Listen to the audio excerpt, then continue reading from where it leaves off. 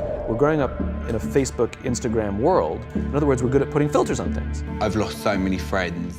I can't have a conversation. I can't sit through a movie. I thrive on the attention from that I get from social media.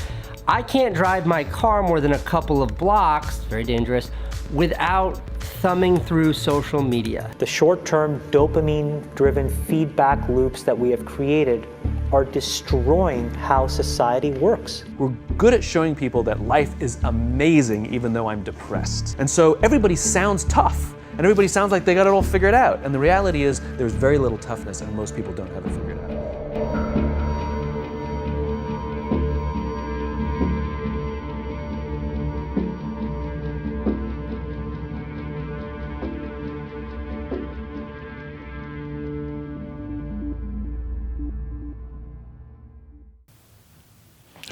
Is that too close? Okay, give it a second. My camera's gotta focus in on. Okay, so I'm doing a video today. So I'm doing something fun today, which is I'm going out with my friend Morgan, and we are gonna go get some Instagram photos for her Instagram. So we're gonna like take a bunch of pictures so she could use it as content for her Instagram Instagram profile. She's a musician who uses her social media very heavily, like most people out there, to promote herself. But for me, this raises an extraordinarily important question, and that question is social media bad? Morgan, my friend that I'm going to go do photos with, her and I have talked a lot about the effects of social media because we both agree that social media can be harmful. People like her who self-promotes herself through social media, and even people like me who are YouTubers who literally our entire existence is based off of posting our own content online, getting views, getting subscribers. How does that affect us today as a society? I know that this subject has been done multiple times, but I kind of wanted to touch on this, especially talking to a person who relies on it as a promotional material, so I figured that'd be a really interesting topic to talk to her about. We are supposed to meet her at noon today. It's 9:30. So I'm gonna go ahead and get some work done before we go and meet with her. So I'll check up with you guys in a little bit when I'm ready to head out the door, so bye.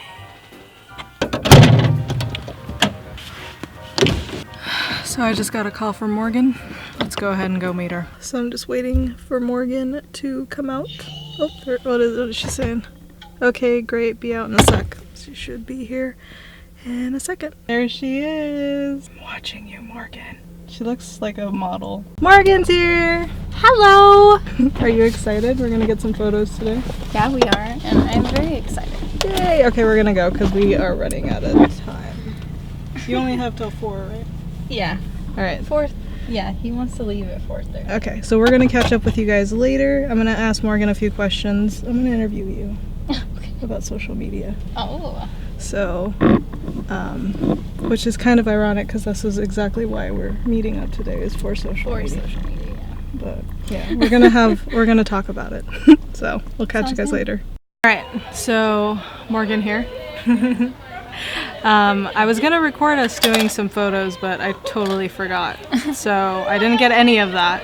But it's okay, because the main reason I wanted to interview you was because we've talked about this before as far as like social media and its effects on our generation. Because, you know, you've read the articles, I've read the articles, we've talked about it, how like social media can be harmful. I think it's an interesting perspective for us because literally social media is kind of like our job. We need to use social media, like you as a musician, me as a YouTuber, like social media is kind of an important function of what we do. Mm-hmm. First of all, what is your view on social media right now? I would say it's kind of one of those necessary evils. Okay. Why do you think it's a necessary evil? On the one hand, it's great that you can connect with so many people by scrolling through anything, through Twitter, through Instagram and Facebook. You can connect with someone from China and from Australia, someone down the street from you even. Mm-hmm. So I really like that aspect. But yeah, so there's definitely pros and cons, goods and bads about social media. I'd say some of the bad things are the effect on your mental health. There have been many studies about how it can make you really depressed. The thing with Instagram and Facebook is that people are always posting their best self, which isn't a bad thing, but if you are really depressed and you just see all of these good things with other people, you're gonna get even more sad and sort of like glorifying your life. Nobody connects in a real way. I actually miss human interaction sometimes, a lot of the time actually. Like, when was the last time you called your friend just to say hello?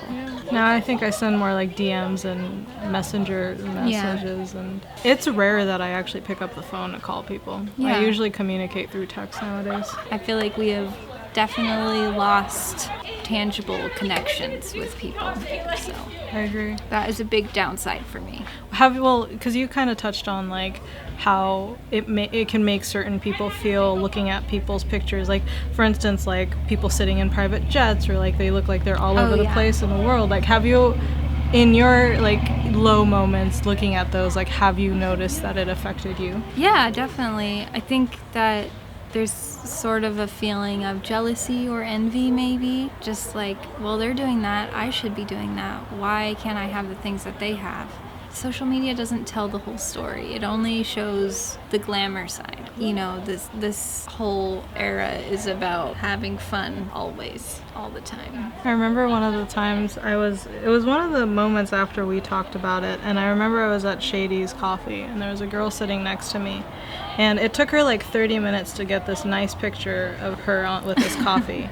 And it was like just different angles, and finally she found one, I guess, that she liked, so she posted on Instagram. And then for the next like hour that I was there, she'd like pick up her phone every 5 minutes to like refresh to see how many likes she has, how many people sounds like are coming. addiction. That like I thought that was so insane. Like, I mean, I look at my social media quite often, more than I'd like to admit, but that was crazy to me. Yeah, and that's what's sad, is I feel like people don't think about how much you're drawn to do it, because it's sort of like an instant gratification thing. Seeing the likes and the comments and the shares and all of that roll in, it spikes up your happiness level, not in a good way. You're running your promotional material through your Instagram. Like, how often do you get kind of hung up on like how many followers you have, or how The many vanity metrics. Yeah. Yeah, I think I'm better about it than I used to be. I remember when Instagram changed their algorithm, and it really messed up my profile and my mind. So, yeah, but you have to roll with things, and you have to remember it doesn't have to be this make or break thing for you. It's just a piece of the puzzle, and you don't have to be sad if you got one less like than normal. We just have to try different things, be open-minded, and try not to be sad if that is what's happening.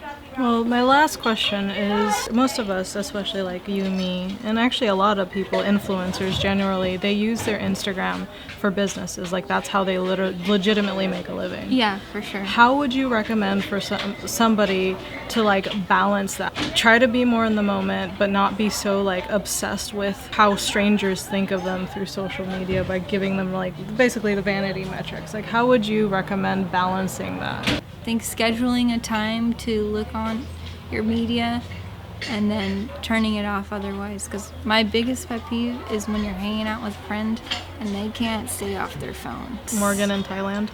Just kidding. Is wow.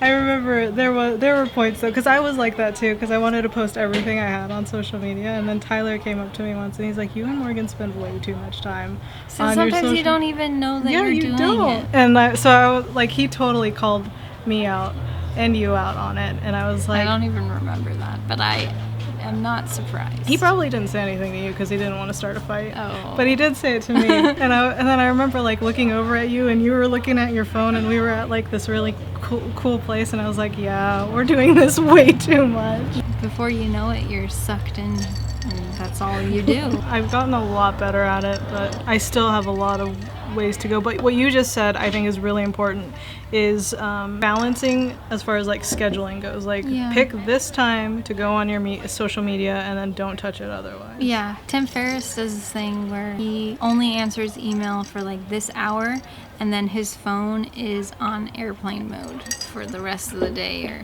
you know, I'm sure he uses his phone more than 1 hour, but I thought that was really cool because especially if you're hanging out with your family or your friends and you want to have that quality time, it gets really interrupted if you're answering messages and things like that. I really liked that idea, and I do that sometimes myself too. Yeah, I actually find myself putting my phone in Do Not Disturb a lot more lately. Yeah. Especially when I'm working or when I'm hanging out. I think the hard part for me is like I used to be able to sit and watch a show or a TV without touching my phone. Yeah. But nowadays, I feel like as soon as the TV or show starts 15 minutes in, I'm already like reaching for my phone. Yeah, I have been finding that as well. It's like I just need more stimulation. I feel like that's what it is that's causing it. I just want more to keep my attention, but I need to sit back and just remember that you can enjoy just watching a show without having your phone in your hand. Like, put it on the charger in the other room. That's something I need to work on as well. I feel like it's a real addiction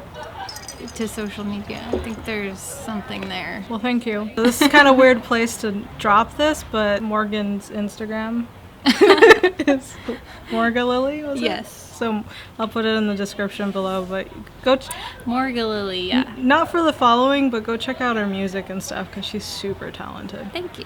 I might, if she's okay with it, I might post like a clip of one of your videos. Yeah, I have some collaborations and my own song, so you guys can check that out. It's on all streaming platforms. So. I'll put all the description in the description below. But thanks, girl. I'll get you home because I know you have to get to a game night. All right. Peace out. Bye. I'll check in with you guys in my office.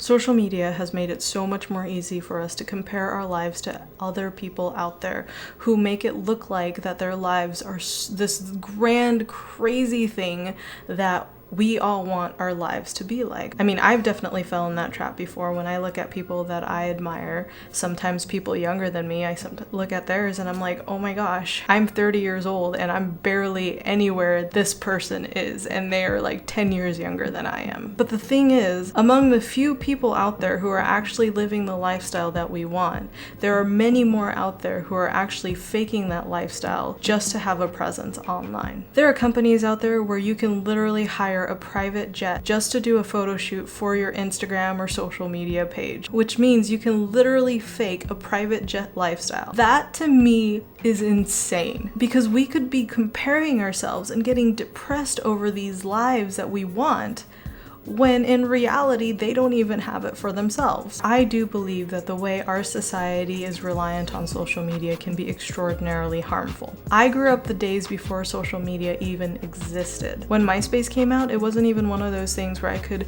just log into it on my phone. I actually had to use a dial-up connection to get onto the internet to log into my MySpace account. Most of you guys who are younger than, I don't know, 25 will probably not know what I'm talking about. Imagine this, if my mom was on the phone, I couldn't get onto my MySpace because I couldn't log on to the internet. Because back in the day, if the phone line was jammed, that means you couldn't even use the internet. Compared to now, that's how much more difficult it was to actually be on social media as much as I am now. Right now, I could literally pick up my phone and open an app and I'm already logged into my Facebook. But once social media became more and more accessible as time went on, I noticed a decline in social interactions when it came to even just my friends. Why would we even hang out or make that call when I could literally check their status and see how they're doing in the comfort of my own bed? But at the same time, I do believe that there are benefits to social media. It does give us the opportunity to connect with people all around the world. Now we're not just limited to making friends at work or school. We now have the ability to log on and make friends all around the world. It also has opened up a wide range of career choices that weren't even accessible to us 10 years ago. It also gives small businesses the opportunity to be more global instead of trying to compete in a small market space with those big corporations. So I think that there is a place for social media that could really help enhance our lives for the better and change the world one connection at a time if used correctly. But the reality is that there is an increased spike in depression and anxiety and lack of social skills becoming more apparent due to the heavy use of social media. So I ask you this: how and where do we draw the line?